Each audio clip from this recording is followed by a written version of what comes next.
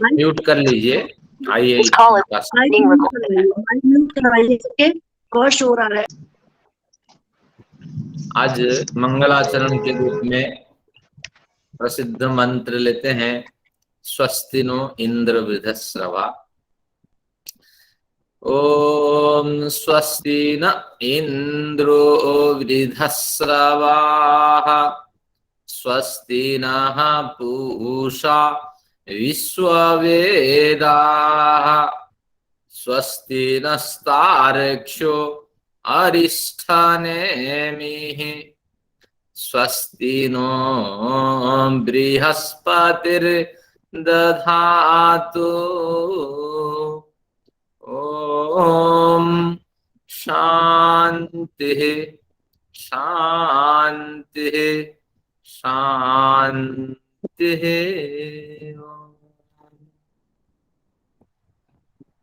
परम पिता के प्रति नमन निवेदित है। वो हमें देख रहे हैं, सुन रहे हैं, हमारी भावनाओं को भी जान रहे हैं। तो इस भावना से हम उनके प्रति श्रद्धा और आदर व्यक्त करते हैं। इस सत्र में उपस्थित सभी विद्वानों और विदुषियों, आप सभी लोगों को मेरा यथायोग्य अभिवादन है। सत्र जो योग दर्शन के हमने बड़े सत्र किए, उन सभी सत्रों की समाप्ति की ओर अभी हमारी प्रवृत्ति है।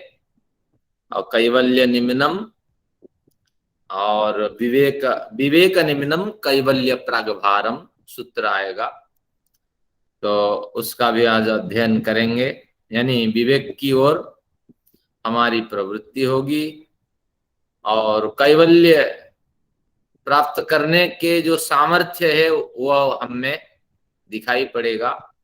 तो इस तरह चित्त को हमें बनाना है, योग दर्शनकार कहेंगे। तो आइए आज यात्रा करते हैं उस सूत्र तक, 28 तक या 29 तक यात्रा करते हैं।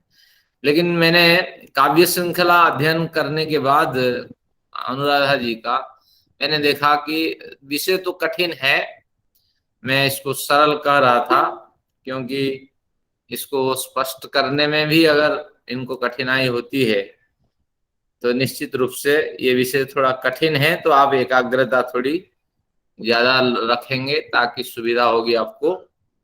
और इसमें हम क्या करेंगे कि एकाग्रता तो है ही, इस विषय को थोड़ा दोबारा लेते हैं ताकि हमें सुविधा हो जाएगी समझने में।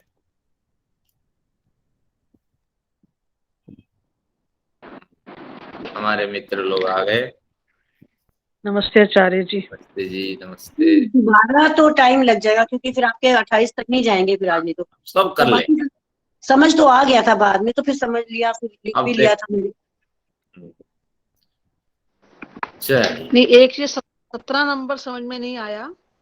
हाँ, 17 बिल्कुल मैं समझ गया। आज कठिनाई थी, पिछली कक्षा में कठिनाई थी।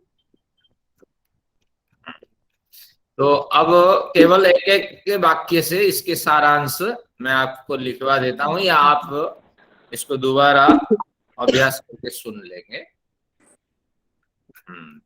तो अब हमारी यात्रा यहाँ से हुई थी पिछली बार। तो अब हम क्या करते हैं, इसको सूत्राकार में समझते हैं। परिणामिकत्वाद वस्तु तत्वम, इसका मतलब हुआ कि चित्त हो, वासनाएं हो या कर्म हो, ये सब परिणाम को प्राप्त होकर एकाकार में परिणत होने के सामर्थ्य रखते हैं। यानी जब इनको संक्षिप्त होने का अवसर मिलता है तो ये अपने को संक्षिप्त कर लेते हैं, क्योंकि इसमें बड़ी शक्ति है। और जब ये अपने को संक्षिप्त करना नहीं चाहते, फैलना चाहते हैं, वो अपने को फैला देते हैं। लेकिन ये तो सब जड़ पदार्थ हैं, ये कैसे अपने को फैलाते हैं? क्योंकि आत्मा की ऊर्जा से ये ऊर्जान्वित रहते हैं। आत्मा से इनका कभी विलगाव होता ही नहीं, और वो मुक्ति में होता है। मुक्ति तक ये चित्त, वासना, संस्कार, ये सब आत्मा के साथ चिपके रहते हैं। वो जो दो बलय है अंतःकरण वलय कहिए, संस्कार वलय कहिए, उन दोनों के रूप में ये विद्यमान रहते हैं। तो ये अपने को संकुचित भी कर लेते हैं, कोरोना वायरस की तरह नए वेरिएंट के रूप में ये अपने को पेश कर देते हैं, या विनाश को प्राप्त नहीं, विनाश को तो प्राप्त नहीं कर पाते हैं, या फैलाव कर देते हैं, द्वितीय लहर तृतीय लहर के रूप में ये फैल जाते हैं। तो इनके पास इस तरह कुछ शक्ति है, इसका हमने इस सूत्र में अध्ययन किया। तो चित्त प्रमुख रूप से विवेच्य विषय है, और चित्त और वस्तु या विषय, इन पे हम समीक्षा करेंगे। अब कर्म को यहाँ छोड़ देते हैं, क्योंकि ग्रंथकार कर्म से ये विषय शुरू किए थे, और कर्म की कहाँ तक चर्चा करें, तो कर्म को छोड़ के अब चित्त और वस्तु जो दिखाई पड़ती है, और मन में जो विचार उठते हैं, जो विषय उठते हैं, तो अब उन तीनों पे विषयों को अब यहाँ से केंद्रित करते हैं, ताकि चित्त स्पष्ट हो जाए। तो वस्तु साम्य चीत भेदात तयोर विभक्त पंथा, कहते हैं वही वस्तु है, एक वस्तु है, समान वस्तु है, लेकिन वस्तु के समान होने पर और चित्त भेदात, चित्त में भेद होता है। तो अगर चित्त में भेद होता है तो निश्चित रूप से वस्तु में भी कालांतर में परिवर्तन होता है। तो वस्तु भेद और चित्त भेद, ये दोनों के कारण से तयोः विभक्त पंथा, इन दोनों में, चित्त में और वस्तुओं में भिन्नता देखी जाती है। उसको अगर एक वाक्य में लिखें, वस्तु और चित्त में यानी ज्ञान में भिन्नता होने के कारण भिन्न भिन्न समझ, भिन्न भिन्न वस्तु की संज्ञाएं देखी जाती है। तो इस तरह चित्त कहीं ज्ञान के अर्थ में है, कहीं अंतःकरण के अर्थ में है, तो ये आपको विवेक लगाना होगा। यहाँ ज्ञान के अर्थ में है, अंतःकरण के अर्थ में भी देखें तो कोई हानि नहीं है, अंतःकरण में ज्ञान संग्रहित होता है। अब यहाँ कर्म का स्वरूप हट चुका है, जहां तक कर्म की चर्चा करना था उन्होंने कर दिए। अब हम चित्त पे अपने ध्यान को केंद्रित करते हैं। तो इस तरह चित्त में समझ जैसे बढ़ती जाती है या ज्ञान की वृद्धि होती जाती है, तो उस तरह उसका नजरिया बदलता है, उसका जो रहन सहन है वो भी बदल जाता है, सब कुछ उसका बदला हुआ सा नजर आता है। इस तरह की स्थिति है। तो आपकी समझ बढ़ जाएगी तो निश्चित रूप से आपके व्यवहार में भी परिवर्तन आएगा। न चैक चित्त तंत्रम वस्तु तद प्रमाणकम तदा किम स्यात्, यहाँ प्रश्न भी किया और उत्तर भी प्रश्न के अंदर छिपा है कि किसी भी वस्तु या विषय का मूल्यांकन को एक चित्त से या एक ज्ञान के आधार पर नहीं करना चाहिए, क्योंकि तद अप्रमाणकम, एक चित्त तंत्रम, एक चित्त की व्यवस्था से वस्तु को नापी नहीं जाती, वस्तु का मूल्यांकन नहीं किया जाता। तो अगर करते हैं तद अप्रमाणकम, सरासर 100% वो गलत होगा। मैंने इस वस्तु को इस तरह देखा और यही ही इदम इत्थम, एक शंकर की पंक्ति में ये नोट कर लीजिए, इदम इत्थम, इसको मिला के लिखते हैं शंकर, इदम इत्थम, यह ऐसा ही है, यह वस्तु ऐसी ही है, इस तरह अड़े रहना, हठता का आचरण करना ये गलत है। मेरी समझ के हिसाब से इसका व्यवहार इस तरह है, दूसरे की समझ के हिसाब से उसके व्यवहार और कुछ हो सकता है। तो इसलिए तदा किम स्यात्, अगर इस हठता के साथ इसको प्रामाणिक सिद्ध करने में लगेंगे, तदा किम स्यात्, क्या आपको मिल जाएगा? कुछ भी नहीं मिलेगा, क्योंकि निश्चित रूप से पदार्थ के विविध उपयोग होता है, व्यवहार भिन्न भिन्न होता है, समझ के हिसाब से हम उसका व्यवहार करते हैं। तो इस संदर्भ में बढ़िया कहावत कहा जाता है, जो साउथ इंडियन आप जाएंगे वहां क्या होता है, ज्यादातर चावल वो लोग खाते हैं, तो वहां वो कहेंगे कि चावल नहीं खाएंगे तो पेट नहीं भरता। जब नॉर्थ इंडिया में आएंगे वो क्या करते हैं, रोटी खाते हैं, वो कहेंगे रोटी नहीं खाएंगे तो पेट नहीं भरता। इन दोनों ज्ञान से जो युक्त होता है, निश्चित रूप से वो समझता है कि ये शब्दावली कहाँ कैसे प्रयोग करनी चाहिए।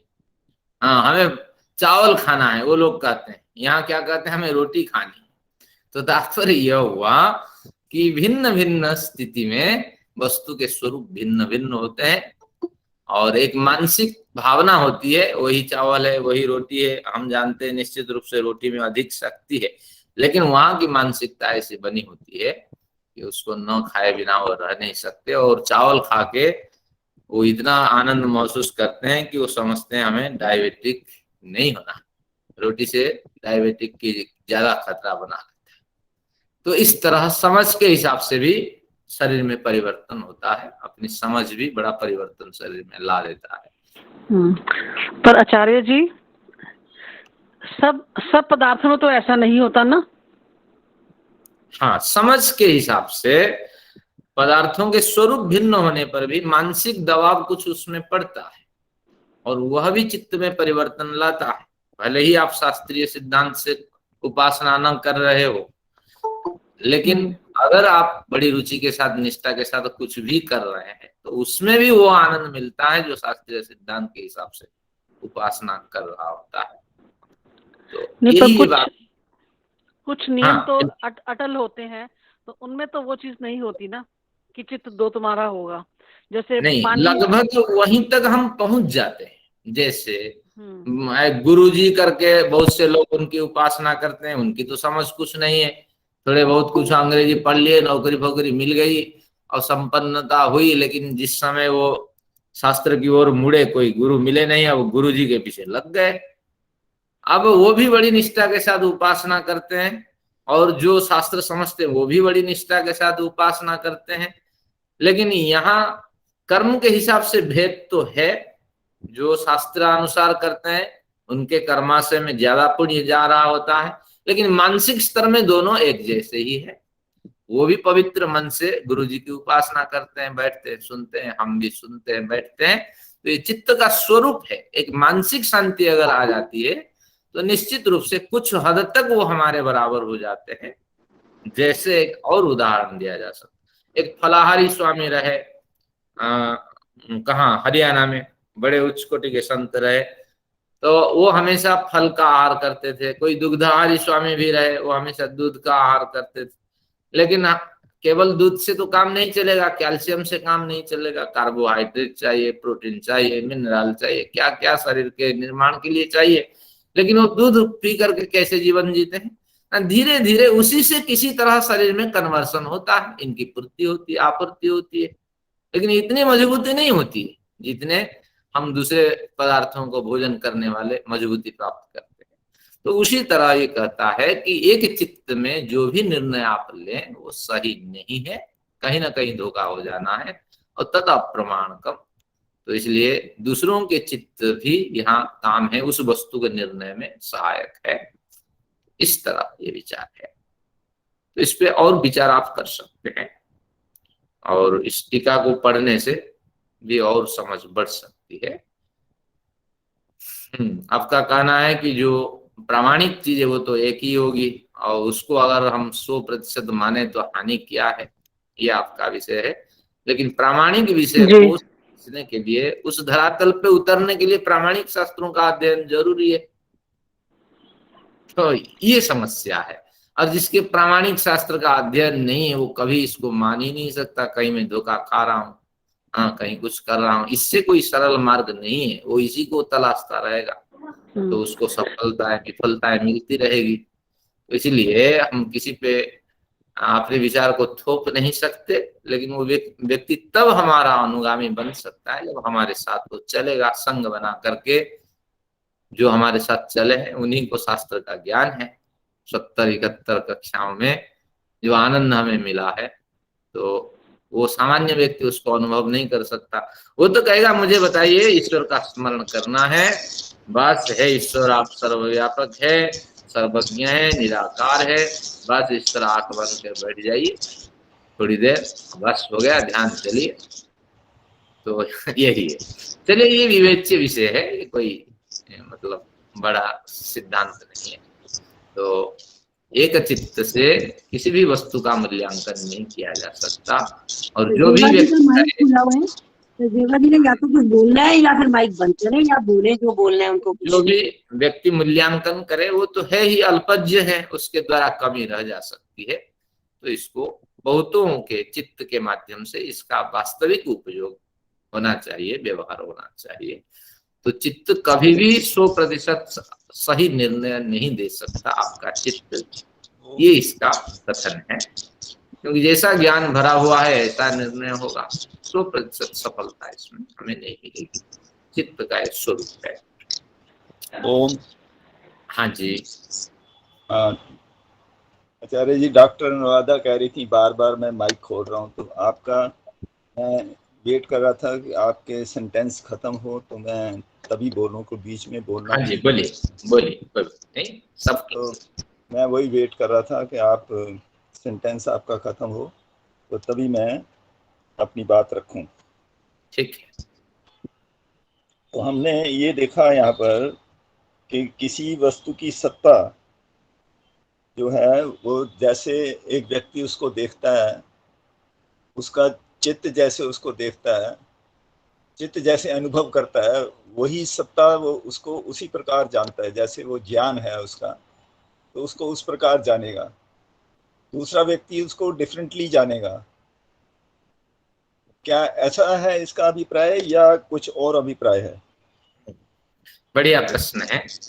अब दोनों की जो भिन्न भिन्न समझ है, उस समझ का एक जब निष्कर्ष निकाला जाएगा तब चित्त का या वस्तु का वास्तविक स्वरूप आपको समझ में आएगा, ये उनका कथन है।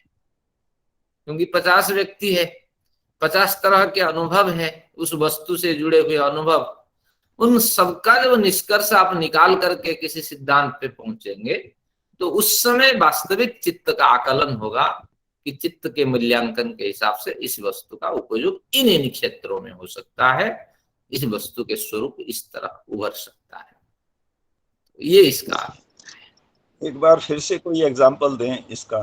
ठीक है। अब ईश्वर के बारे में बड़े हमारे ऋषि अपने अपने विचार दिए, तर्क दिए।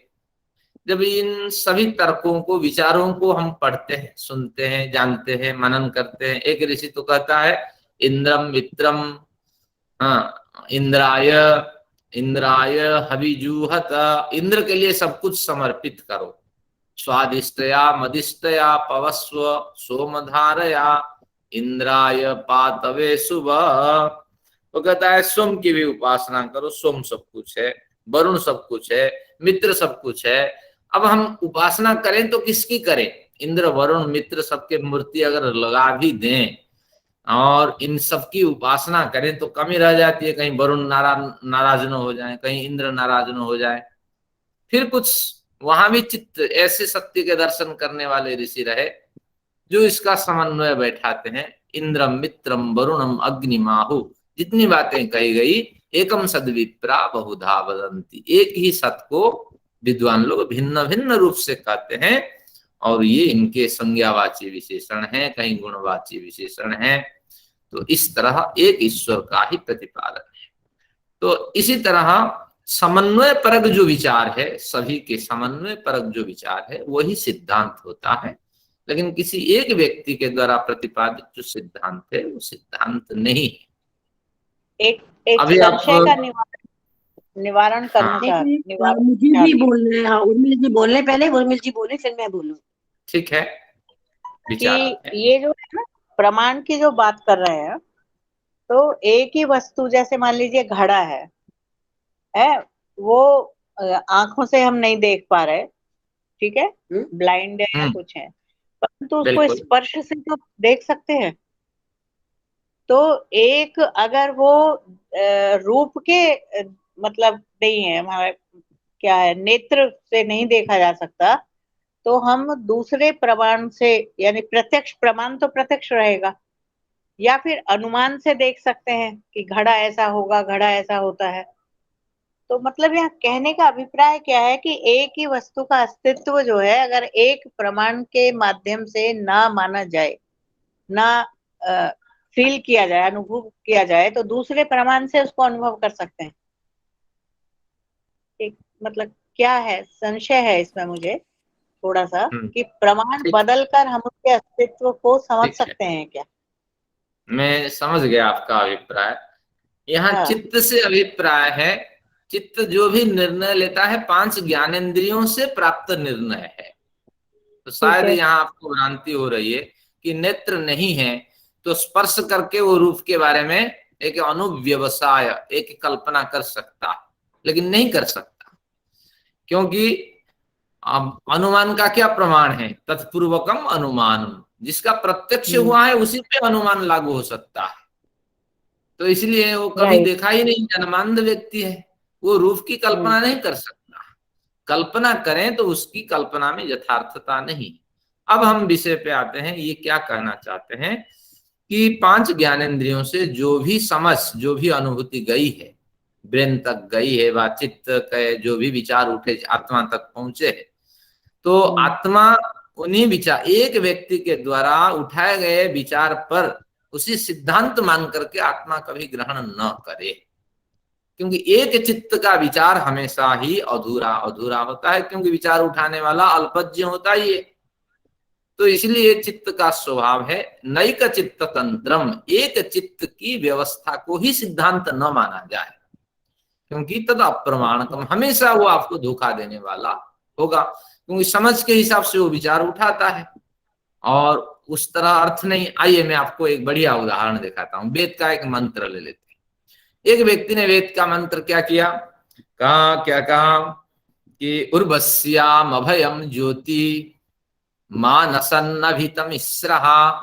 विद्वान था, यो विज्ञान पढ़ने वाला था, तो वो जानता था कि 6 माह उत्तरी ध्रुव में भयंकर गर्मी पड़ती है, प्रकाश रहता है, और भयंकर अंधकार भी रहता है उत्तरी ध्रुव और दक्षिण ध्रुव, उससे परिचय था। तो उन्होंने उस दृष्टि से इस मंत्र का अर्थ कर दिया, उर्वश्याम अभयम ज्योति, अस्याम इस पृथ्वी में, अस्याम उरु ज्योति ही, अब उरु अभयम ज्योति है ईश्वर, उरु यानी पर्याप्त अभय ज्योति प्रदान करो, पर्याप्त प्रकाश प्रदान करो। तो यानी उत्तरी ध्रुव में बैठा हुआ ऋषि कहता है कि निरंतर हमें प्रकाश ही प्रदान करो। मां नसन्नभितमिस्रा, भयंकर अंधकार प्रदान मत करो, अंधकार से हमें डर है, 6 माह अंधकार में कौन रहे। तो इस तरह वैज्ञानिक सिद्धांत से उन्होंने अर्थ कर दिया, क्योंकि विज्ञान से उसका परिचय था। लेकिन यही इसका अर्थ है, यही ही इदम इत्थम है। इस तरह हम एक चित्त के विचार से नहीं चल सकते। इसका बढ़िया अर्थ है, क्या है? आध्यात्मिक। हाँ, आध्यात्मिक अर्थ है कि हमें प्रकाश चाहिए, और वो पर्याप्त प्रकाश चाहिए। नालपे सुखम अस्ति भूमैव सुखम। तो जब तक पर्याप्त प्रकाश से हम आनंद को प्राप्त न कर लें, तब तक हमें शांति नहीं है। तो इसलिए हमें अंधकार से आप दूर करो, यही अर्थ है। तो यही कहते हैं कि निष्कर्ष पे आप निकलने के लिए एक चित्त के विचार को कभी ग्रहण न करें।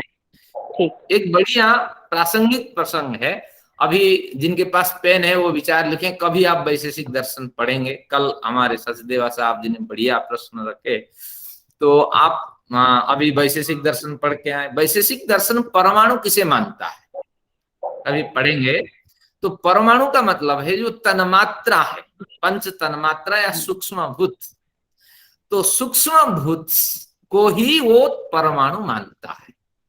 इतना सूक्ष्म भूत है पंच तन्मात्रा। देखिए हमारे अंदर एक शब्द तन्मात्रा बैठी हुई है, जिसके कारण से हम सुन पा रहे हैं। एक दृश्य तन्मात्रा, नेत्र के कहीं कहीं वो ऑप्टिक नर्व्स के साथ उसका संबंध है, तो वो हमें देखा भी दे रही है। तो इस तरह शब्द स्पर्श रूप रस गंध तन्मात्रा का जो सूक्ष्म स्वरूप है, उसी को हम परमाणु मानते हैं। फिर इसी तरह उसका विकास होता है। लेकिन आप कहेंगे कि ये केवल ही कणाद का विचार है, ऐसा नहीं है। वेद में प्रमाण मिलते हैं, इस परमाणु के बारे में अनेक मंत्र मिलते हैं। हमारे इस परमाणु को न्याय दर्शन हमारा पुष्ट करता है, और हमारा सांख्य दर्शन पुष्ट करता है। योग दर्शन भी उसी सांख्य का भाई है। तो वेदांत में भी जाएंगे, उसी परमाणु की चर्चा होगी, तन्मात्रा की चर्चा होगी। तो इसी तरह जिनके साथ में परमाणु स्रोत को आपको समझा देता हूं, कभी वैशेषिक दर्शन पढ़ेंगे। परमाणु क्या है? जो सूक्ष्म भूत 5 तन्मात्रा का जो स्वरूप है वो परमाणु है, सबसे सूक्ष्म इकाई है। लेकिन उसके अंदर भी 3 विभाग अभी हो सकते हैं, सत्व रज तम अभी भी मौजूद है। लेकिन हम इतनी गहराई पे नहीं जाते, परमाणु कहते ही इनको परमाणु। अब फिर 2 परमाणुओं का संगठना जब मिल जाए, यानी 2 सूक्ष्म भूत से बने जो परमाणु है वो जो मिल जाए, उनका नाम क्या है? द्यणुक है। 2 अणु बन गए। तो द्यणुक की क्या परिभाषा है? दो सूक्ष्म भूतों के कण अगर मिल जाते हैं तो वह द्यणुक है। अब 120 अणु। अभी उसको मैं क्लियर करता हूं, शायद आपको कैसे पढ़ाए हैं, मैं सिद्धांत को जैसा भी है मैं पहले रख लूं, फिर आप उसको विचार करिएगा। वो एक अच्छे अनुभवशील विद्वान है। अब द्यणुक हो गए, द्यणुक का मतलब है, अब ये अनुराधा कुछ संख्या कह रही है, ये किस आधार पे ये तो समझना पड़ेगा, लेकिन यहाँ कोई संख्या नहीं है। 60 परमाणु का एक अणु नहीं, अभी अभी उस परमाणु का विभाजन नहीं है। परमाणु का मतलब ही है केवल जो आपके सूक्ष्म भूत है और जो 5 तन्मात्रा है वही परमाणु है। और दो उस परमाणु के स्वरूप, उस परमाणु से बने दो कण जब मिलते हैं तो द्यणुक की उत्पत्ति होती है। पहले सिद्धांत समझ लें, फिर आप उसकी समीक्षा करें। उनके कथन में और शास्त्र कथन में या मेरे कथन में भिन्नता नहीं। अब त्रिणुक की बात करते हैं। त्रिणुक क्या है ना, जब द्यणुक बन गया, ये सबसे छोटी इकाई है।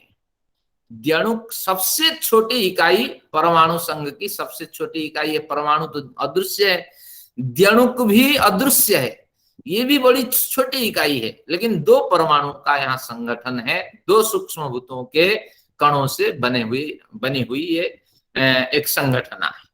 अब त्रिणुक का मतलब है त्रसरेणु है। त्रिणुक का मतलब दो अणु जो अभी बने हैं मल्टीप्लाई बाय 3, यानी यहाँ 6 परमाणु आपको मिलेंगे जो सूक्ष्म भूतों के बने परमाणु होते हैं। जो 6 परमाणु यहाँ हो जाएंगे तो आपको त्रिणुक की संज्ञा होगी। आगे बढ़ते हैं। चतुराणु को हम किसे कहेंगे ना, वहां चतुराणु का मतलब है कि वहां अभी 6 परमाणु जो आपके बने तो वो 6 को सामने रखिए, मल्टीप्लाई बाय 4 करिए तो 6 4 24 परमाणु बनेंगे, वो चतुराणुक बनेंगे। आइए पंचाणुक की कल्पना करते हैं। तो 24 मल्टीप्लाई बाय 5 तो ये कितने बनेंगे 24 मल्टीप्लाई बाय 5 कितने बनेंगे हमारे 120। हाँ 120 बन जाएंगे। 120 ये हमारे बनेंगे परमाणु।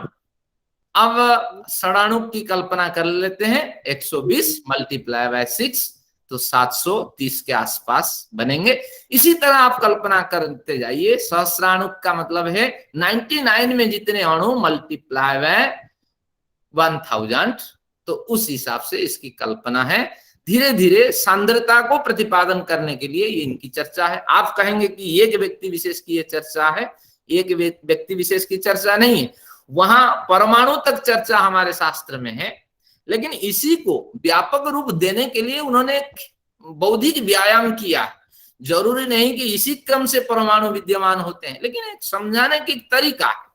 उन्होंने इसी तरह इसको समझाया और इसी पे अगर आप अड़े रहेंगे कि यही सिद्धांत है, यही सिद्धांत ये भी नहीं है, लेकिन अणु तक जो सिद्धांत है वो ग्राह्य है। बाकी इस तरह की कल्पना शास्त्रों में की गई है, विचार उसमें रखा गया है, और आप भी इसी विषय को इसी क्रम से समझाएंगे। और आखिर जो स्रोत है व अंतिम स्रोत अणु जो है वो वास्तविक ही मूल स्वरूप है, और उसकी चर्चा अनेक विद्वानों के माध्यम से हुई है और वेदों में इसकी चर्चा पाई जाती है। चलिए कभी हम पढ़ेंगे वैशेषिक दर्शन, उसका आनंद भी हमें मिलेगा।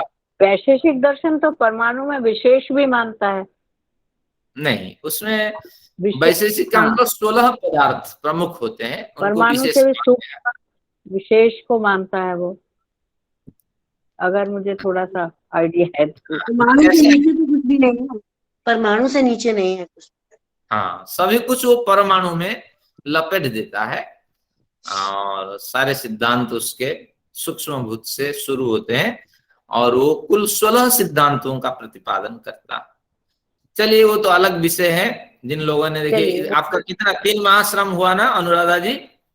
हाँ जी, इतना तो टाइम नहीं, 3 माह नहीं लगे, शायद 2 ही महीने में। 3 माह श्रम के बाद कुछ अनुभव हुआ, नई जानकारी हुई, उत्साह बढ़ा। जानकारी तो हाँ नहीं मिली, बिल्कुल बहुत नहीं मिली। मैंने भी एक नई जानकारी आपको दी।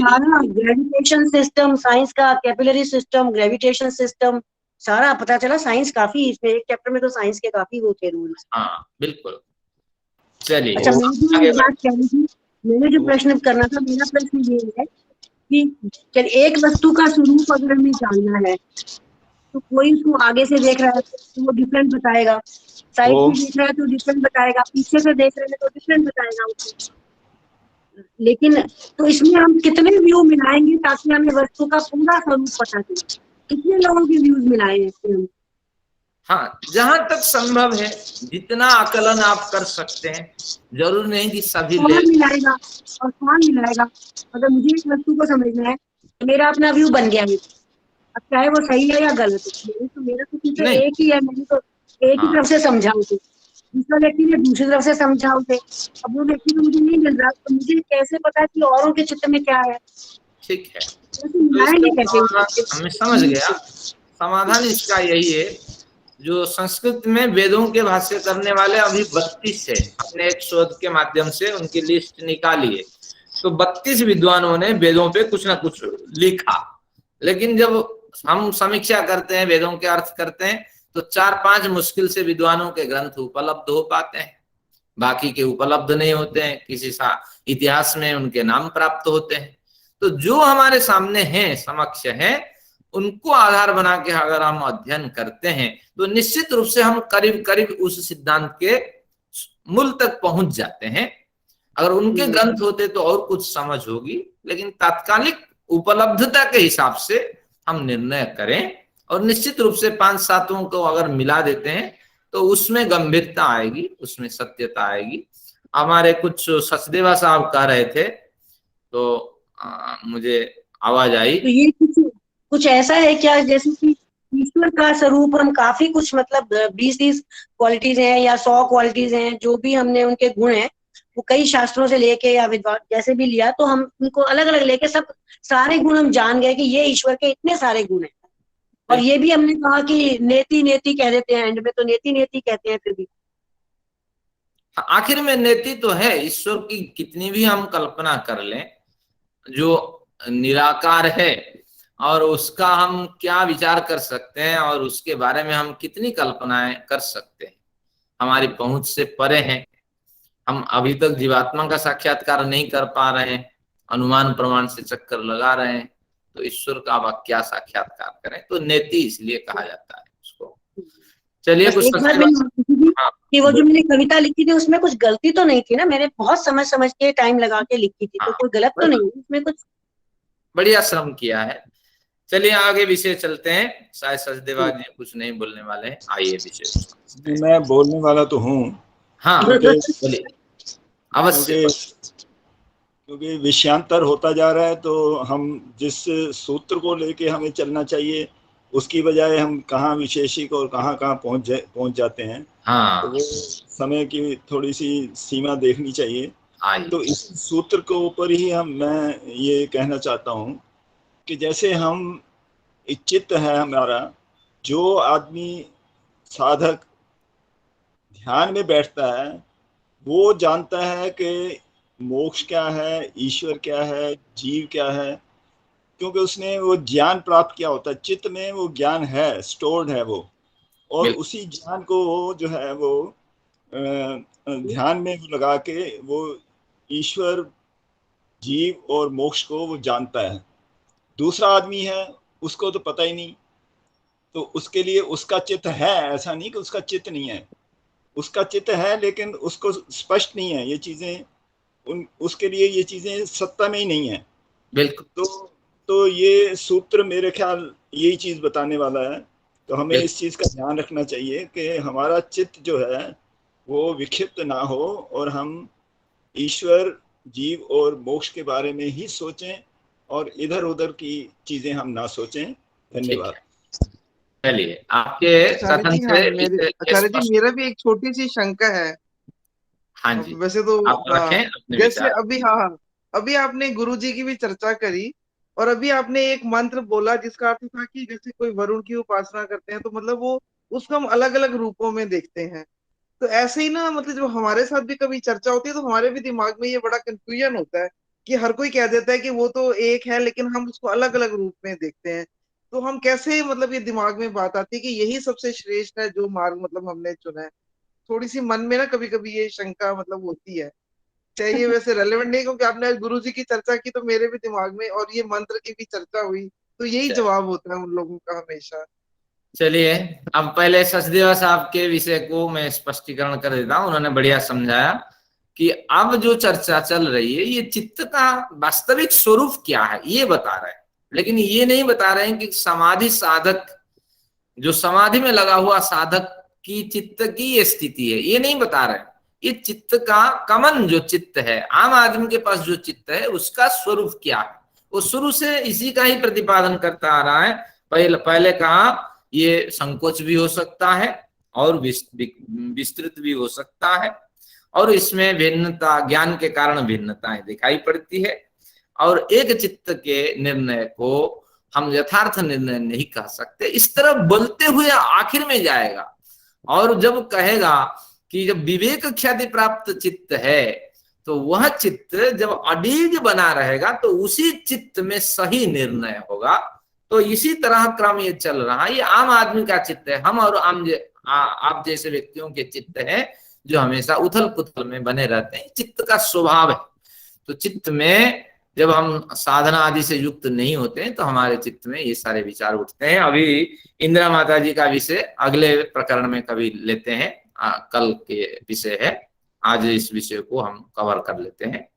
तो अभी हमने क्या पढ़ा इसमें कि किसी भी निर्णय एक चित्त से आप न लें, कहीं धोखा हो जाएगा। लेकिन साधक श्रेणी में आप पहुंच चुके हैं तो आप तो उसमें रमे हुए हैं, तो आप भूल नहीं कर सकते। तो अभी वो बात अभी नहीं बता रहे हैं, वो तो कह रहा है कि साधारण व्यक्ति कभी भी अपनी समझ को यथार्थ न माने। तो इस तरह आगे देखिए। तो अब इसमें तदुपर आगापेक्षितत्वात् चित्तस्य वस्तु ज्ञाता ज्ञातम, आम आदमी का जो चित्त है वो राग के पीछे भागता ही रहता है। तो अगर बढ़िया सब्जी आपने बना दी, वो सब्जी आपको पसंद है, तो मेडिटेशन में भी राग आपको दिखाई पड़ेगा कि अरे कब ये रात होगी, समय होगा, मैं और उसको खाऊंगा, आज तो वही सब्जी मुझे खानी। तो इस तरह ये राग जहाँ है वही दिखाई पड़ेगा। अगर किसी स्त्री पुरुष में राग है तो कब ये समय आएगा, और समय घड़ी देखते रहेंगे, ये घड़ी चलती क्यों नहीं। तो इस तरह की स्थितियां होती है, सब हमारे अनुभव में ये आ चुके हैं। बड़े किसी सफलता को प्राप्त करनी है, पुरस्कार लेनी है, तो हम घड़ी को कोसते हैं, किस्मत को कोसते हैं, मैं बड़ा एक्साइटेड हूँ, कब मेरी बारी आएगी बोलने की।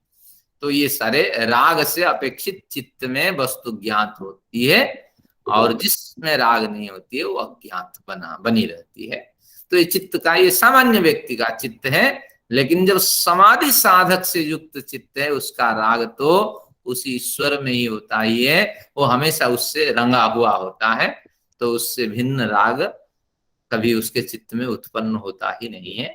तो वही बात आगे बताएंगे। और चित्त में, आम आदमी का चित्त और किस तरह होता है, सदा ज्ञात चित्त वृत्तया तद प्रभो पुरुषस्य अपरिणामित्वात्। जो अपरिणामी पुरुष, जो जीवात्मा है, जो प्रकृति के प्रभाव से नहीं आता है, जिसमें परिवर्तन नहीं होता है, उस अपरिणामी पुरुष के द्वारा, पुरुष के समक्ष चित्त के कुछ भी वृत्ति उठती हो तो चित्त के सारी वृत्ति, यहाँ चित्त अंतःकरण के अर्थ में, अंतःकरण में उठी हुई सारी वृत्तियों को वो तत्काल ही जानता है। ये पुरुष सब कुछ समझ जाता है, क्योंकि पुरुष जो है दो लेयर के नीचे विद्यमान है। पुरुष की ऊर्जा से दोनों लेयर सक्रिय हैं। अगर मौसम बढ़िया है तो सॉफ्टवेयर ऐसे बना हुआ है आपके संस्कार के आधार पे, तो आपको मौसम के हिसाब से विचार आएंगे कि ईश्वर देखिए मेरे नजदीक है, मौसम बड़ा सुहावना है, और ऐसी सुहावना स्थिति में लगता है कि ईश्वर मेरे नजदीक है। अगर मैं ध्यान साधना में अभी बैठ जाऊं, संभवतः एकाग्रता मुझे मिल जाए और ईश्वर का अनुभव हो जाए। अगर गलत संस्कार विद्यमान है तो और कुछ विचार आएगा, पनीर पकोड़े से लेकर के और दही और दूध के क्या है, जलेबी और दूध की याद आने लगेगी। तो सदा ज्ञाता चित्त वृत्तयः, तो जो भी विचार उठते हैं तो वो विचार जीवात्मा की ऊर्जा से उठते हैं, और जीवात्मा उन विचारों को सॉफ्टवेयर के समान, मैसेज के समान तत्काल उन विचारों को जानता है, फिर प्रतिक्रिया प्रदान करता है, पूरी सारा तंत्र काम करके इंद्रियों को प्रेरित करता है। तो इस फिर आचार्य जी 21वां सूत्र है ना जो अभी आप बोल रहे हैं, वो 18वां सूत्र, 18वां, पिछला ही ले रहे हैं अभी? हाँ पिछला अभी चल रहे हैं। हाँ अब आइए, यहाँ कहा 19 में, न तत्स्वाभासम दृश्यत्वात्। कहते हैं कि अगर सारा कुछ जीवात्मा की ऊर्जा से क्रियान्वित है, यानी संस्कार वलय और जो अंतःकरण वलय अगर चिपके हुए हैं, जीवात्मा की ऊर्जा से सक्रिय हैं, तो जीवात्मा जैसे अपरिणामी है, चित्त अपरिणामी बन जाए, जीवात्मा के स्वरूप से रंग जाए, जो जिसका जिसकी उपासना करता है तो उस जैसे हो जाता है। आग के सामने बैठेंगे तो आग के गुणधर्म हमें प्राप्त हो जाता है, हमें ठंडी के दिन में ताजगी महसूस होती है, गर्माहट महसूस होती है, तो इस तरह बन जाए। तो कहते हैं न, ऐसा नहीं हो सकता, क्योंकि दृश्यत्वात्, ये जो चित्त है दृश्य से बना है, दृश्य प्रकृति को कहते हैं, क्योंकि प्रकृति हमें दिखाई पड़ती है, तीनों गुणों से ये बनी हुई होती है।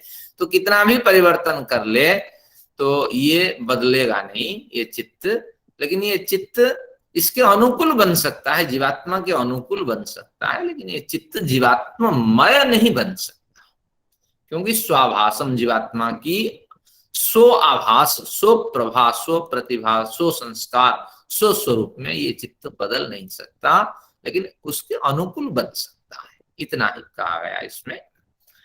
ये अब धीरे धीरे आते आते समाधि साधक की बात करेंगे।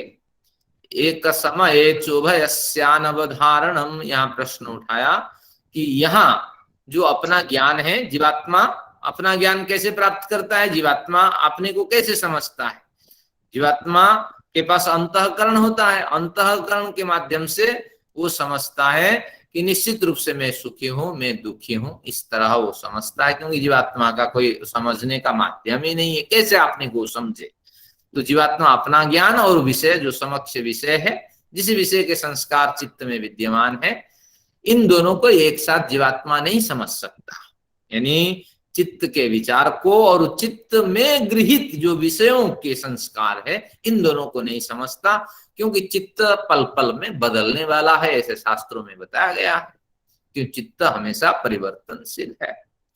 तो इसके बाद फिर कहते हैं कि अगर ऐसी शंका करते हैं, इसी शंका की पुष्टि में और एक विचार में देता हूं कि चित्तांतर दृश्य, कि एक चित्त अपने संस्कार दूसरे चित्त को दे देता है जब तक वो सक्रिय रहता है, दूसरा चित्त उस संस्कार को तीसरे चित्त को दे देता है पूर्व संस्कारों के साथ, इस तरह चौथा चित्त दे देता है। तो 1 घंटे के अंदर 50 चित्त हो जाएंगे, और जो चित्त बदलते हुए बड़े रूप में परिवर्तित हो जाएंगे।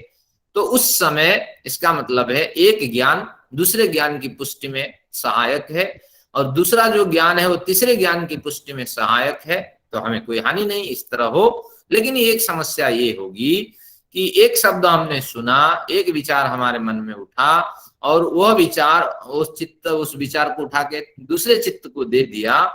दूसरे चित्त जब विद्यमान रहा उस समय और भी विचार उठे, पूर्व विचार के साथ नए विचार भी उठे, और जो विचार हम प्रयत्न पूर्वक नहीं उठा पाए, दूसरों के द्वारा वो विचार उसमें थोपे गए। किसने हमें बुलाया, किसने हमें गुस्सा दिलाया, किसने हमारी तारीफ की, ये सारे विचार दूसरे कारकों के द्वारा उसके अंदर गए। अगर गए तो अब 1 घंटा के बाद जो चित्त हमारे समक्ष हैं, जिस चित्त को हम रीडिंग करना चाहते हैं, चित्त के स्वरूप जानना चाहते हैं, तो उसमें स्मृतियों का संकर हो जाएगा। संकर यानी मिलावट, अनेक स्मृतियां इसमें भर जाएंगी। हम किसी विषय को जानना चाहते थे, उस विषय में थोड़ा सा विचार हमने ग्रहण किया, लेकिन हजारों विचार इसके अंदर घुस गया। तो हम किस विचार को माने, तो किसी शुद्ध निर्णय पे नहीं पहुंच सकते। योग दर्शन पढ़ते रहे, लेकिन हमारा विचार इस तरह चित्त में बदलने के कारण हजारों तरह के विचार हो गए, तो हम किसी निर्णय पे नहीं पहुंच पाते हैं। तो इसलिए चित्त को पल पल पे बदलने वाला आप मत मानो, इस तरह उन्होंने कहा। अगर मानोगे तो स्मृति संकर होगा। स्मृति यानी विचार, भावनाओं की एक संकर स्थिति होगी, मिलावट स्थिति प्राप्त हो जाएगी, किसी भी शुद्ध निर्णय आप नहीं ले पाएंगे। देखिए स्वामी जी ने कहा किसी एक वस्तु विषय का शुद्ध स्मृति होना असंभव है। तो इसलिए क्यों असंभव है, क्योंकि आप चित्त को पल पल में बदलने वाला मानते हो। तो इस तरह ये चित्त यानी अंतःकरण पल पल पे नहीं बदलता, लेकिन बदलता तो है, लेकिन एक विषय को पुष्ट करके कुछ समय सक्रिय होके वो बदलता। कल के जो काव्य श्रृंखला है उसमें अनुराधा जी ने स्पष्ट कर दिया, एक मुहूर्त तक कम से कम चित्त में प्रभाव विचार विद्यमान रहता है। जरूरी नहीं कि एक मुहूर्त तक सारे विचार रहेंगे, हर विचार बदलते रहते हैं, लेकिन अगर ज्यादा प्रभाव अंतःकरण की गहराई को छूने वाला कोई प्रभाव है तो ज्यादा से ज्यादा वह विचार 48 मिनट तक रह सकता है, आगे वो धीरे धीरे सूक्ष्म हो जाएगा, धूमिल हो जाएगा। तो इस तरह इसका कथन हुआ। अब आते हैं, आज का विषय यहीं से शुरू होता है, 22वां सूत्र अनुराधा जी के लिए। आचार्य जी, इसको हम पूर्व पक्षी का जो है वक्तव्य समझे ना? हाँ, कोई पूर्व पक्षी तो होता नहीं है, विषय को समझाने का एक क्रम है। हाँ, मतलब तो ये एक्चुअली ठीक नहीं है, इसका जवाब आगे के सूत्रों में शायद आएगा। हाँ, यही अभी तक है इसका। नारी जी अभी 21वें से स्टार्ट करना है ना, तो आप 21वां लेंगे अब? हाँ, अभी 22वां लेंगे, 22 पे पहुंच गए हैं। नहीं, 21वां तो स्टार्ट तो 21 से करना था, अभी तो आप कितना ले रहे थे? 21वां लेना है आचार्य जी। 21वां लेंगे, यही हो गया ना। दृश्य, चित्तांतर दृश्य 21वां है। आपको दिखाई पड़ रहा है या नहीं सूत्र? देखिए, मैं बुक में से बता रही हूँ, लेकिन 21वां चित्तांतर दृश्य कहाँ किया है अभी हमने? हाँ, अभी तो बताया आचार्य जी ने, चित्त उसी के बारे में ही बताया। हाँ, 21 के बारे में ही बताया। हाँ, ये 21वां आपने 21 ही लगा रखा सामने। हाँ, ये देखिए ना, चित्तांतर दृश्य, इसी को अगर खोलना और एक बार खोलता हूं, आप समझ जाइए, खुशी है। तो चित्तांतर को खोल लीजिए। देशांतर का मतलब भिन्न देश, चित्तांतर का मतलब भिन्न चित्त। तो चित्तांतर दृश्य यानी भिन्न चित्त अपने दृश्य को, अपने विचार को अगर संप्रेषित कर देता है, भिन्न चित्त, एक प्रमुख चित्त भिन्न चित्त को विचार संप्रेषित कर देता है, ऐसे माने तो क्या होगा ना, बुद्धि बुद्धे है, एक बुद्धि दूसरे बुद्धि को, एक ज्ञान दूसरे ज्ञान की पुष्टि में कारण मानेंगे। तो अति प्रसंगा, ऐसा कथन अत्यधिक कथन हो जाएगा। कितने चित्तों की कल्पना करेंगे? एक मनुष्य 8 घंटा सोता है तो 8 या 24, 16 घंटे वो सक्रिय रहता है। 16 घंटे में कितने हजार, कितने लाखों चित्त की कल्पना करेंगे? अति प्रसंग होगा। तो इसलिए और क्या समस्या होगी? अत्यंत कथन, अधिक कहते हैं ना ओवर एक्टिंग, तो ओवर कथन हो जाएगा और स्मृति संकर, स्मृतियों में, विचारों में मिलावट की स्थिति प्राप्त हो जाएगी। तो इसलिए आपके जो पूर्व पक्षी के रूप में चित्त को क्षणिक मानना और उसकी पुष्टि में एक चित्त दूसरे चित्त को संस्कार प्रदान करता है, ये जो कथन पे आप अड़े रहते हैं, ये यथार्थ नहीं है। ऐसे विचार आप उठा नहीं सकते। तो चित्त है, क्षणिक है। क्षणिक का मतलब है कुछ पल तक तो विद्यमान रहता है उसमें संस्कार, अगर काम का नहीं है तो फिर वो उस संस्कार को भूल जाता है। ये अभिप्राय है। और जैसे अनुराधा जी अभी भूल गई कि 22वां पढ़ना है या 21वां पढ़ना है, अब उन्होंने 21वां का फिर अध्ययन कर लिया। आइए 22वां पढ़ते हैं। चित्तेर अप्रति संक्रमाया, यहाँ चित्ती शब्द जीवात्मा के लिए प्रयोग है। चित्ती से चित्ते है बनता है, बुद्धि से बुद्धे है बनता है। तो चित्ते है चेतना से युक्त जो जीवात्मा है, उसी क्या विशेषण है? वो कैसी चेतना से युक्त जीवात्मा शक्ति है? अप्रति संक्रमा। अप्रति संक्रमा का मतलब है कि शब्द स्पर्श रूप रस गंध आदि से प्रभावित न होने वाली शक्ति है, क्योंकि प्रकृति से परे है जीवात्मा शक्ति, अभौतिक शक्ति है। तो जो अप्रति संक्रमा है, रूप रस आदि विषयों में प्रभावित न होने वाली जो इस तरह जो चित्त शक्ति है, यानी जो जीवात्मा शक्ति है, तो जीवात्मा के दो विशेषण हैं। जीवात्मा चेतना से युक्त है और प्रकृति की मिलावट से, उसके प्रभाव से रहित है।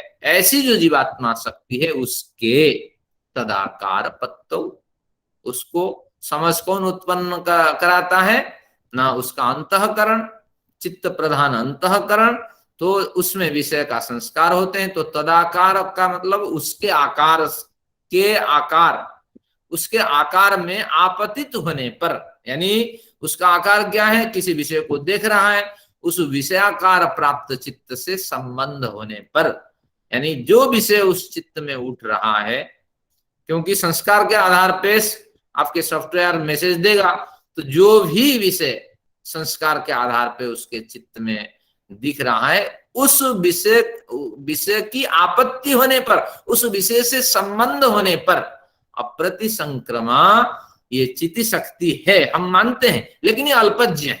अल्पज्ञ होने के कारण जो अल्पज्ञ है उसको हम गुमराह कर देते हैं।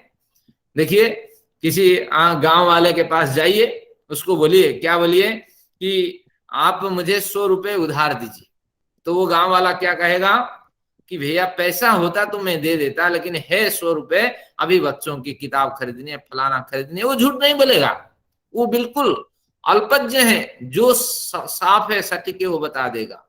और जब कह दिया 100 रुपए है, अगर आपकी जरूरत है, किसी तरह आप उसके वहां से निकाल लेंगे, हम दे देंगे आपको, कोई बात नहीं, अभी दे देंगे तो तब दे देंगे, वो ज्यादा चक्कर में नहीं फंसेगा। तो अल्पज्ञ है। लेकिन जो बहुज्ञ है, किसी विद्वान व्यक्ति से मांगिए, जो समझदार व्यक्ति है, मुझे 1 लाख दीजिए, 1000 दीजिए, तो क्या कहेगा, पैसा है, पैसे कहाँ है, पैसे मेरे बैंक खाली पड़ा है, अभी देखा हूं आपको पासबुक एंट्री करके। तो यानी ये बहुज्ञ व्यक्ति है। तो समझदार व्यक्ति और असमझदार व्यक्ति में यही फर्क है। तो ये कहते हैं ये समझदार होने पर भी अल्पज्ञ है। जब अल्पज्ञ है तो जो विषय उसके सामने आता है उसी को ग्रहण कर लेता है। तो चित्त के द्वारा प्रदर्शित विषय से आपतित होने पर, यानी संबंधित होने पर, और स्वबुद्धि संवेदनम, बुद्धि के अनुकूल वो चलने लगता है। वो तो नहीं चाहता मैं बुद्धि के अनुकूल चलूं, लेकिन अल्पज्ञ होने के कारण बुद्धि के अनुकूल उसको चलना पड़ता है। और बुद्धि हमेशा अपने संस्कार के अनुरूप विषय को उसके सामने दिखाती है, भैया ये आपका रिजल्ट है, अब ये स्थिति है और ऐसे रिजल्ट आपको करना है, रिएक्ट करना है। अब हाँ बोलो तो करें, ना बोलो तो ना करें। बस आप कहेंगे कि अब जान बचानी है, वजूद को बचाना है, तो इसलिए हाँ कर दिया जाए। तो यही इसके अभिप्राय है। अगर संस्कार बढ़िया होगा तो बुद्धि का बढ़िया प्रेजेंटेशन रहेगा, मैसेज बढ़िया मिलेगा, संकेत बढ़िया मिलेगा, फिर हमारा कल्याण होगा। तो यही ये कहते हैं कि अप्रतिसंक्रमा चिति शक्ति जीवात्मा होने पर अल्पज्ञता के कारण बुद्धि के विषयाकार से ये आपतित होता है, विषयाकार से जल्दी संबंधित हो जाता है। और बुद्धि संवेदनम, बुद्धि के विषय को वो अपना ही विषय समझता है और उसका निराकरण और उसका समाधान, उसके प्रति प्रतिक्रिया सब कुछ व्यक्त करना वो चाहता है। तो विषय से युक्त तो अपने चित्त का ज्ञान उसको होता है। ये स्वामी जी ने कुछ लिखा है, बुद्धि का संवेदन, बुद्धि के रहस्य को समझता है। बुद्धि मेरे से भिन्न नहीं है और बुद्धि का विचार ही मेरा विचार है। मैं बुद्धि अगर दुख व्यक्त कर रही है तो मैं भी दुखी ही हूं, मैं सुखी नहीं हो सकता, मेरा कल्याण नहीं हो सकता। अब इस बुढ़ापा में मैं कुछ नहीं पढ़ सकता, जान नहीं सकता। तो ये सारा कुछ हमारे संस्कार के आधार पर बुद्धि का खेल है, इस तरह इन्होंने बताया। तो इस तरह इसका कथन है। अब आगे देखते हैं उस चित्त को, यहाँ देखिए खोला उन्होंने। तो इसमें ये क्या है कि फिर जीवात्मा को अपने चित्त का ज्ञान होता है, ये इसको जरा खोल दीजिए क्या फिर ये। ठीक है। अब वो 3 बलय का स्मरण करिए, जीवात्म बलय, संस्कार बलय और अंतःकरण बलय। अब संस्कार वलय में 2 तरह के संस्कार होते हैं। एक तो प्रारब्ध जो लेके आए हुए होते हैं, इस जन्म में भोगना है, और जो क्रियमाण संस्कार हम कर चुके हैं उसके कुछ थोड़े बहुत संस्कार उसमें विद्यमान होते हैं। तो जो परिस्थिति जब आता है उस हिसाब से वो एक सॉफ्टवेयर की तरह मैसेज वहां शो कर देता है, किसको, जीवात्म शक्ति को। संस्कार वलय वो एक मैसेज शो कर देता है, भैया ये काम करना है। अब इसके आधार पे शो करता है, जीवात्म शक्ति के आधार पे। तो इसलिए विचार कौन उठाता है? आज आपने बढ़िया काव्य श्रृंखला लगी, जीवात्मा। तत्वतः दिखा जाए जीवात्म शक्ति से विचार उठते हैं, जीवात्मा नहीं उठाता है।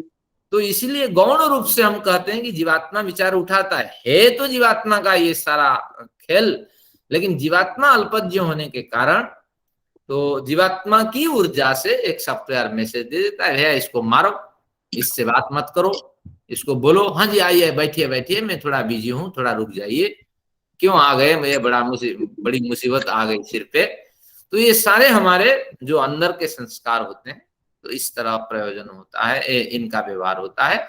तो चित्ती शक्ति जो है, चेतना शक्ति, वो कभी भी प्रकृति के दास नहीं बनना चाहती है, लेकिन अल्पज्ञ होने के कारण जो आते हैं उस संस्कार से में फंस जाता है और बुद्धि संवेदनम, बुद्धि को ही वो समझने लगता है कि बुद्धि ही मेरा अंग है, वो मेरे कल्याण के लिए विचार दे रहा है, मुझे इसके अनुसार चलना ही है। मतलब चित्त को विषय युक्त समझ लेती है कि चित्त में विषय है, भोग है। हाँ, तो वो भी उसको समझ लेती है कि मैं ही हूँ, मैं भी भोग चाह रही हूँ। हाँ बिल्कुल, मुझे ही भोग चाहिए और किसी को नहीं चाहिए, मुझे ही सम्मान चाहिए। ये मतलब सामान्य व्यक्ति का कथन है, साधक का कथन नहीं, ये चित्त हाँ, का एक सामान्य स्वरूप का कथन है, अन्य व्यक्ति के लिए हाँ चित्त हाँ चलेगा। अब ये यहाँ एक बढ़िया श्लोक है, इसका अर्थ भी कर देना चाहिए। न पातालम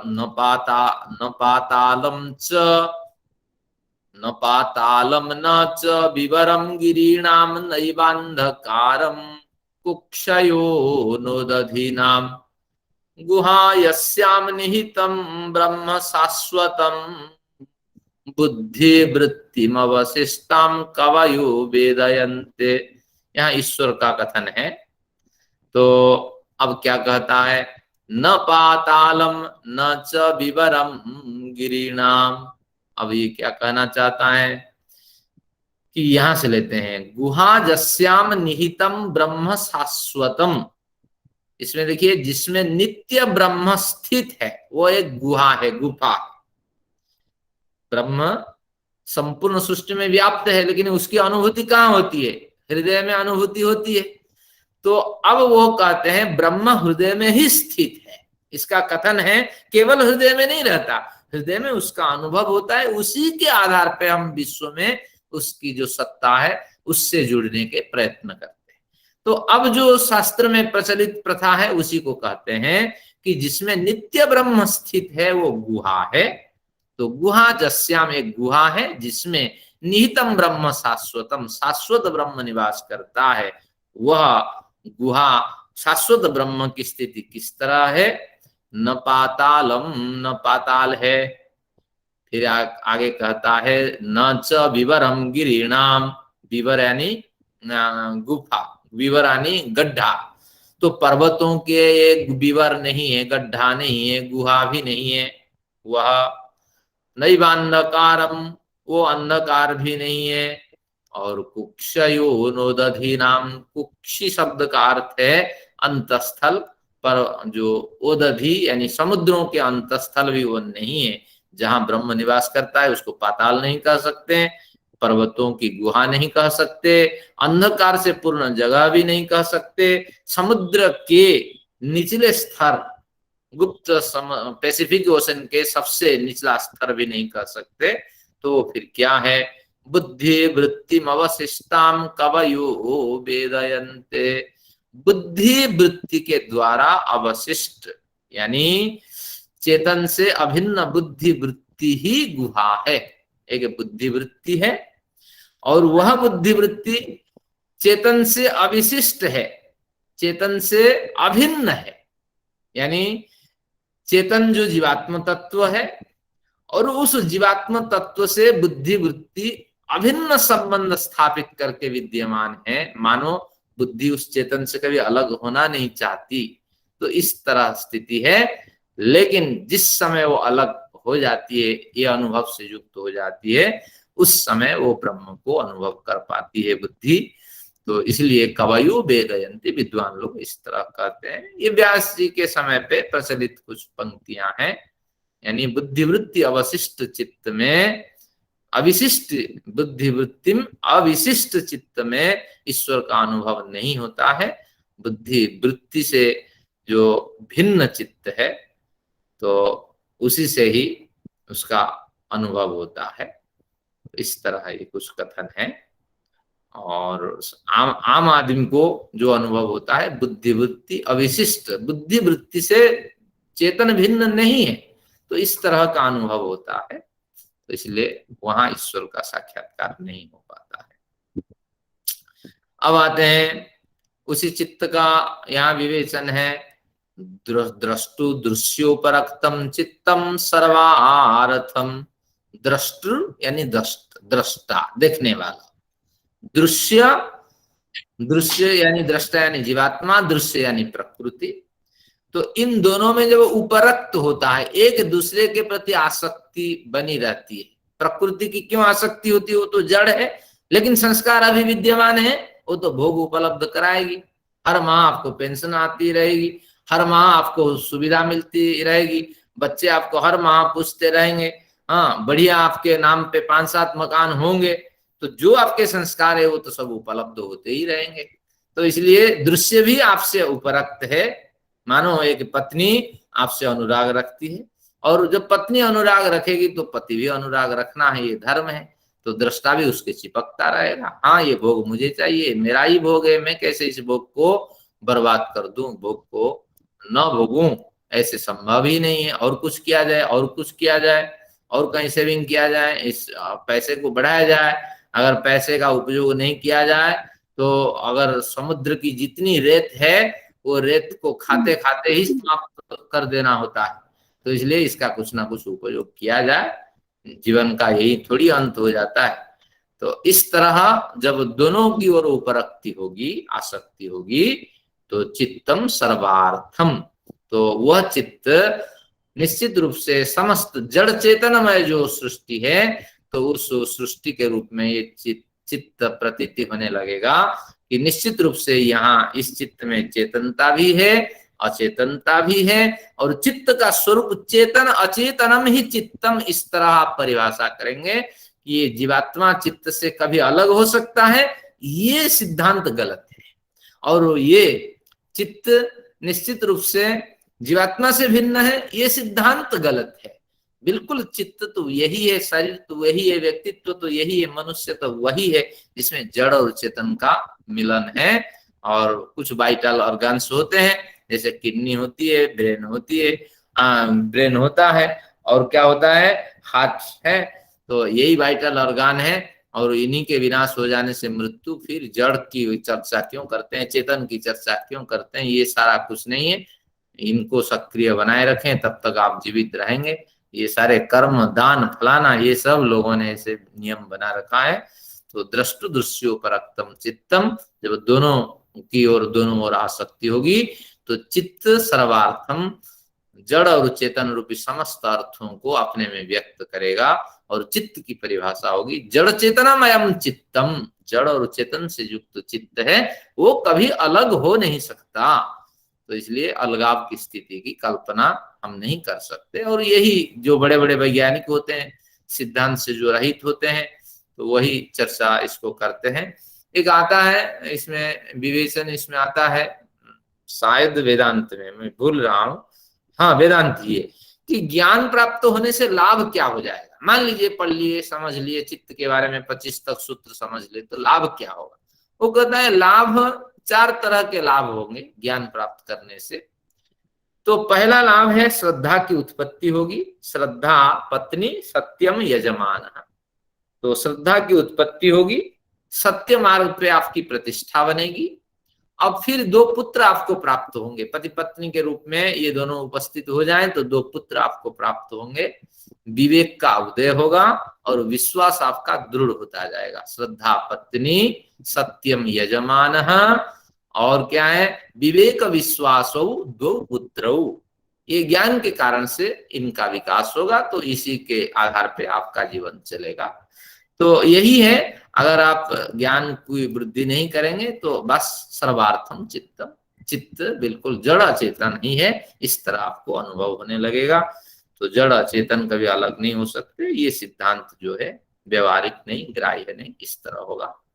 फिर इसी चित्त की चर्चा है, तद असंख्यय वासनाभिश्चित्रमपि, तद असंख्यय वासनाभिश्चित्रमपि, इस तरह असंख्य वासनाएं हमारी हैं। वासनाएं, जितने संस्कार होंगे उतने विचार होंगे। तो इसलिए असंख्य वासना भी चित्रम अपि परार्थम। तो हमारा जो चित्त है, जो अंतःकरण है, वो अनगिनत वासनाओं से चित्रित है। जैसे एक वस्त्र कई तरह के स्याही से चित्रित होने पर ही सुंदर लगता है, तो इसलिए ये चित्र बड़ा लुभावना है। ये जो अंतःकरण, इसमें असंख्य वासनाओं के चित्र छिपे हुए हैं, जन्म जन्मांतरों के वासनाओं के चित्त इसमें विद्यमान है, और इस जन्म के वासनाओं के चित्त विद्यमान है। और फिर चित्रमपि, यहाँ चित्र शब्द का कुछ लोग विचित्र अर्थ भी करते हैं, सुंदर लगता है। असंख्य वासनाओं से चित्रित होने से ये सुंदर लगता है। तो अब परार्थम, लेकिन ये इतना बढ़िया चित्त परार्थ है, समझ लेना चाहिए। पर यहाँ कौन है कि वास्तविक सिद्धांत यही है, पर यहाँ जीवात्मा है। ये चित्त जो कुछ ग्रहण करता है विशेष जीवात्मा के लिए ही ग्रहण करता है। तो इतना बढ़िया चित्त होने पर भी, इतने कुछ ग्रहण करने पर भी अचेतन है, जड़ है। ऊर्जा अगर जीवात्मा से न मिले तो ये चित्त फिर प्रकृति में विलीन हो जाना है, अपने मूल कारण में पहुंच जाना है। जैसे घड़े टूट जाने के बाद फिर मिट्टी के रूप को प्राप्त कर जाते हैं, ऐसी स्थिति को प्राप्त कर जाना है। तो इसलिए ये चित्त हमेशा परार्थ होता है। कितना बढ़िया भोग, आम देखिए फलता है, और कितने फल फलते हैं, लेकिन प्रकृति उसको थोड़ी खा पाती है, क्योंकि प्रकृति जड़ है। और खाता कौन है? चेतन ही खाता है। मनुष्य न खाए तो कीड़े खाएंगे, वो भी चेतन है। तो इसलिए ये सारा भोग जो कुछ विद्यमान है, ये दूसरों के लिए है। फिर संगत्यकारित्वात्, क्यों ऐसे हैं? फिर कहते हैं ये अनेक के संगठनाओं से ये बने हुए होते हैं। तो संगठना 3 है। अभी बड़े संगठना की आप कल्पना कर रहे थे कि सहस्राणुक और लक्ष्य सह अणुक की कल्पना हो रही थी, वहां अनेक संगठनाएं थी। लेकिन संगठनाओं को तोड़ते जाइए, आखिर संगठना आप परमाणु पे पहुंचेंगे, और वह परमाणु भी जो क्या है, सूक्ष्म वस्तु रूप स्वरूप है, वहां भी 3 तत्व आपको मिलेंगे सत्व रज तम के रूप में। तो इसलिए इनके मिलावट से संगत्य का अर्थ स्वामी जी क्या करते हैं, सत्व रज तम 3 उपादान कारणों से इनका निर्माण होता है। तो जब निर्माण होता है, जो पदार्थ अनेकों से निर्माण होता है, तो निश्चित रूप से ये दूसरों के लिए ही होता है, दूसरों के कल्याण के लिए होता है, अनेक पदार्थों के कल्याण के लिए होता है। तो असंख्य वासनाओं से चित्रित यह चित्त जीवात्मा के लिए ही होता है। भोग और अपवर्ग देने के अभिप्राय से ये प्रवृत्त होता है, और इनका निर्माण सत्व रज तम रूपी 3 घटकों से मिलकर होता है। या इस चित्त के अगर ज्यादा संस्कार है तो ज्यादा अनुभव, ज्यादा आपके जो अनुभूतियां हैं और क्या कहेंगे इसको, ज्यादा संस्कार है, उनसे ये चित्रित दिखाई पड़ते हैं। लेकिन तोड़ते जाइए इसको, निश्चित रूप से ये चित्त सूक्ष्मभूत को प्राप्त करके सत्वर स्तंभ में आवंटित हो जाने वाले हैं। तो इस तरह ये 24 है। तो अब आया एक साधक का चित्त कैसे होना चाहिए। ये चित्त का स्वरूप हो गया, ये चित्त हमें धोखा देने वाला है। लेकिन एक साधक का जो चित्त है वो कैसा होना चाहिए, ऐसा होना चाहिए जो, अरे 8:10 हो गए हैं। अब चलिए ये ले लेते हैं, मैं क्षमा चाहता हूं, मुझे ध्यान ही नहीं रहा। विशेष दोष दर्शन आत्म भाव भावना विनिवृत्ति, ये एक साधक का चित्त होना चाहिए। तो विशेष दोष दर्शन, विशेष दोष को देखने वाला होना चाहिए साधक। इन चित्तों चित्तों के साथ रहता हुआ भी, देखिए अल्पज्ञ है, चित्त विचार उठाएगा, लेकिन जब आप शास्त्रज्ञ हो जाएंगे, अब एक अलग संस्कार उसमें आप डाल देंगे। वो मैसेज तो आएगा आपको, भैया आप करना है, इस व्यक्ति को हटा देना है रास्ता से। जैसे शास्त्रज्ञ होंगे, इसका भी क्रियमान संस्कार है, वो एक नया मैसेज छोड़ेगा, भैया अगर डालोगे, ये कार्य करोगे तो आपकी हानि होगी, आज सत्संग में नहीं जाना है। ये मैसेज आपको छोड़ देगा चित्त संस्कार के आधार पे। मैं बड़ा थका हुआ, उधर से आएगा जावत जीवम अधीत विप्रह, मरने तक मुझे स्वाध्याय करना है। आप प्रायाणा तत्रापि दुष्टम, अभी मैं सक्रिय हूं, अगर ये सत्संग छोड़ दिया तो कहीं बड़ी हानि न हो जाए। तो इस तरह इनका अब क्लासिंग होगी, यानी आपस में दोनों टकराएंगे। जब टकराएंगे, जिस संस्कार में मजबूती होगी, क्रियमान प्रारब्ध संस्कार धीरे धीरे गौण होता जाएगा, क्रियमान संस्कार अभी ताजगी है, जवान है, वो उसको दबाता रहेगा। तो इसलिए ये कहता है विशेष दोष दर्शिनः, जिस साधना में हम हैं, जो प्रकृति का निर्णय कर लेते हैं, पुरुष का निर्णय कर लेते हैं, उसमें भी हमें दोष दिखाई पड़ेगा। भैया कब तक इस तरह निर्णय करके आंख बंद करके टाइम खराब करते रहेंगे? कुछ तो नया अनुभव हो, कुछ तो नया समय इसके लिए दिया जाए, कुछ तो अवधि बढ़ाया जाए, कुछ शास्त्र अध्ययन किया जाए, इसमें और कुछ परिमार्जन किया जाए, और कोई शिविर किया जाए, और किसी विद्वान के शरण में जाया जाए, किसी आदर्श व्यक्ति के पास जाया जाए। तो इस तरह विवेक ख्याति में भी दोष आपको जब दिखाई पड़ेगा तो वो हुआ विशेष दोष दर्शन, क्योंकि सारा जो व्यवसायी व्यवस्था है वो सत्वगुण पे टिकी हुई होती है, सत्वगुण को भी हमें छोड़ना होता है।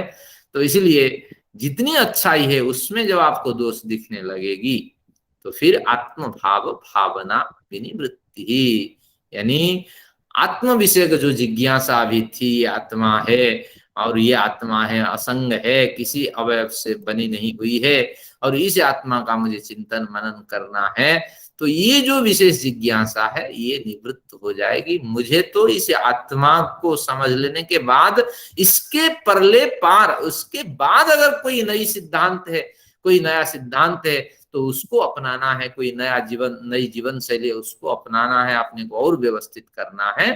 तो इस भावना से ये आत्म विषय का जिज्ञासा, प्रकृति पुरुष में जो विवेक ख्याति प्राप्त करके टिके रहने की जो भावना है, इस भावना को हमें छोड़ देना होगा। और इस भावना से हम ऊपर उठ गए होंगे। जब इस तरह ऊपर उठ जाएंगे तो निश्चित रूप से हमारा कल्याण होगा। और बार बार हम जब चिंतन करते हैं, मनन करते हैं, ये सारा कुछ चिंतन मनन जो है ये चित्त के स्तर पे होता है। और जैसे विवेक ख्याति से हम हट जाएंगे तो फिर हम धीरे धीरे आत्म कल्याण की ओर जाएंगे। आगे के प्रकरण में आपको बताएंगे, क्या बताएंगे कि ये विवेक ख्याति मिल जाने पर भी अभी आपको सफलता नहीं मिलेगी। आप सत्वगुण को छोड़ चुके हैं, लेकिन अभी भी एक बैरियर है।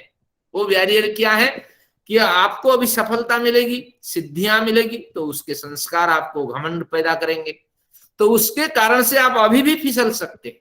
यानी इतनी साधना करते करते अभी कहेगा तच्छिद्रेषु प्रत्यंतराणि, यानी विवेक ख्याति को छोड़ देने पर, सत्व गुण को छोड़ देने पर भी अभी आपको अभी तनाव है, अभी आपको कठिनाई है, पीड़ा है, तो उसको भी छोड़ना पड़ेगा।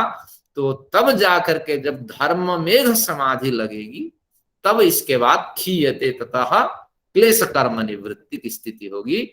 तो ये अभी हम लगभग पहुंच गए हैं 90 पॉइंट के आसपास, और इसी 90 पॉइंट में 91 पॉइंट में अभी होगा कि यहाँ भी घमंड ज्यादा होगा हमें। देखो कुछ अनुभव हो रहा है, देखो हमारे मित्र देखो कितने चल दिए, मैं अभी जिंदा हूँ, स्वस्थ हूँ। हाँ देखिए मेरी पत्नी भी चली गई, मेरे बच्चे देखिए क्या नालायक है, लेकिन मैं सक्रिय हूँ। ये घमंड आदि जो है ये फिर हमें नीचे गिरा देगा। तो इस घमंड का नाम है कि जो हमें सिद्धियां मिली हैं, सिद्धि से प्राप्त घमंड है। तो ये घमंड जब हम छोड़ देंगे फिर धर्म में एक समाधि से जुड़ जाएंगे। तो अब बीच में 3 कड़ियां हैं। विवेक ख्याति आज छोड़ दिए, अभी एक घमंड आएगा, सिद्धि का घमंड, और धर्म में एक समाधि। तो इस तरह 3 सूत्र अध्ययन कर लेने के बाद फिर हमारी यात्रा आगे चलेगी। तो आज कुछ ज्यादा समय लिया, मैं क्षमा प्रार्थी हूँ। आत्मभाव भावना एक बार एक्सप्लेन करिए कि इसका क्या मीनिंग हुआ, आत्मभाव भावना। जिनको जाना है आप चले जाइए, क्योंकि कक्षा समाप्त हो गई, मर्यादा का आज भंग हुआ, मुझे ध्यान नहीं रहा, तो ईश्वर तो देंगे ही फल। और